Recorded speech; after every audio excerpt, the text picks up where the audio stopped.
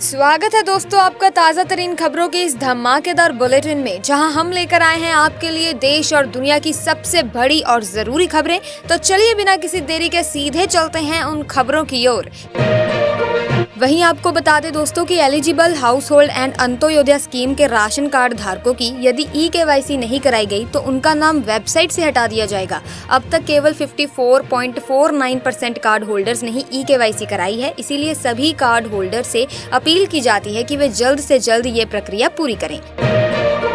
हरियाणा के बाद राहुल गांधी ने अब मिशन महाराष्ट्र की तैयारी शुरू कर दी है, क्योंकि महाराष्ट्र में इस साल के अंत में असेंबली चुनाव होने वाले हैं। तो माना जा रहा है कि राहुल गांधी के इस दौरे से कांग्रेस का चुनावी अभियान भी गति पकड़ लेगा, जिससे कि पार्टी की स्ट्रेटजीज को मजबूत करने का अवसर मिलेगा।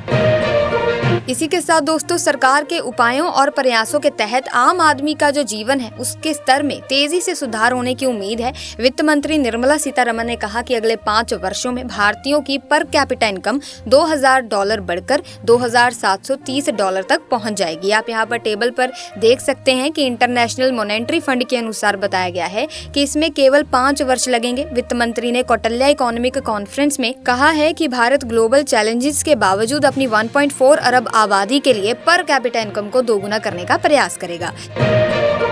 साथ ही प्रधानमंत्री इंटर्नशिप योजना को जबरदस्त रिस्पांस मिल रहा है। जैसे ही पोर्टल शुरू हुआ था, करीब 111 कंपनियों ने तुरंत पंजीकरण करवा लिया और अब तक 2200 से ज्यादा युवाओं को ट्रेनिंग देने का ऑफर भी कर चुकी है। इसका मकसद दोस्तों ये है कि युवाओं को एम्प्लॉयबल बनाया जाए।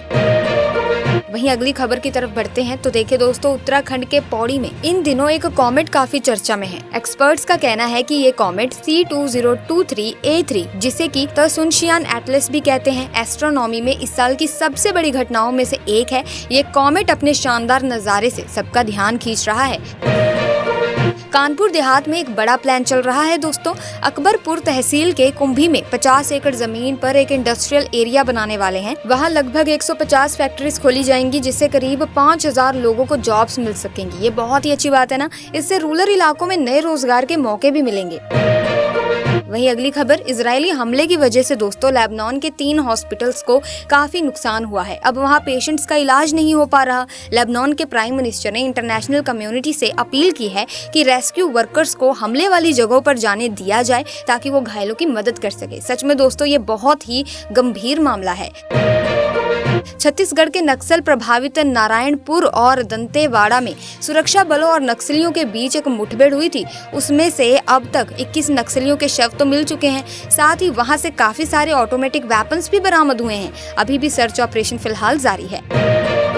साथ ही श्रद्धा कपूर और राजकुमार राव की स्त्री 2, जो कि 14 अगस्त 2024 को आई थी, इसे लोग बहुत ही ज्यादा पसंद कर रहे हैं और ये 600 करोड़ क्लब में शामिल होने के एकदम करीब है। बता दें कि फिल्म को रिलीज हुए 50 दिन से ज्यादा हो चुके हैं, लेकिन फिर भी लोग इसे देखने के लिए थिएटर जा रहे हैं। और हाल ही में श्रद्धा कपूर ने शिरडी साईं बाबा मंदिर में भी दर्शन किए।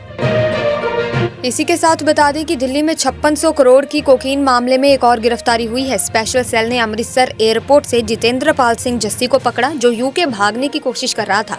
पुलिस ने उसके खिलाफ LOC जारी कर रखी है। ये मामला गंभीर है दोस्तों और पुलिस कार्रवाई भी कर रही है। मौसम विभाग ने बताया कि इस हफ्ते हल्की से मध्यम बारिश होगी। नागालैंड, मणिपुर, मिजोरम, तमिलनाडु, पुडुचेरी, केरला और त्रिपुरा में अगले 2 से 3 दिनों में हैवी बारिश हो सकती है। नॉर्थ बे ऑफ बंगाल में लो प्रेशर एरिया बना हुआ है। अब इसी के साथ देखिए दोस्तों, राष्ट्रपति द्रौपदी मुर्मू ने बांसवाड़ा के मानगढ़ धाम में आदि गौरव सम्मान समारोह में एक बात कही। उन्होंने कहा कि आदिवासी समाज के लोगों को अपने बच्चों की एजुकेशन पर ध्यान देना चाहिए और उन्हें आगे बढ़ने की अपॉर्चुनिटी देना चाहिए। बात तो बिल्कुल सही है दोस्तों। अब अगली खबर देखते हैं दोस्तों। लैंसडॉन क्षेत्र के मोटर मार्ग पर ग्राम नौगांव के समीप बारातियों से भरा मैक्स वाहन अनियंत्रित होकर खाई में जा गिरा। हादसे में 3 बारातियों की मौके पर ही मौत हो गई, जबकि 10 लोग घायल हो गए। अगस्त में रिटेल महंगाई में गिरावट आई है, जिससे वेज और नॉनवेज थाली की कीमतों पर असर पड़ा है। अब देखो यार, वेज थाली की कीमत 8% कम हो गई है और नॉनवेज थाली की कीमत 12% कम हुई है। मतलब खाने की थालियों में थोड़ा राहत मिल रहा है। अगली खबर देखिए, तेलंगाना के जूनियर कॉलेजों के छात्रों के लिए एक राहत की खबर है। Telangana state board of intermediate education ने 6 से 13 अक्टूबर तक सभी जूनियर कॉलेजों में हॉलीडेज की घोषणा की है, जिससे छात्रों को एग्जाम्स के बीच थोड़ा आराम मिलेगा। इसी के साथ खबरों का सिलसिला यहीं पर समाप्त करते हैं। आई होप वीडियो काफी ज्यादा इन्फॉर्मेटिव लगी होगी।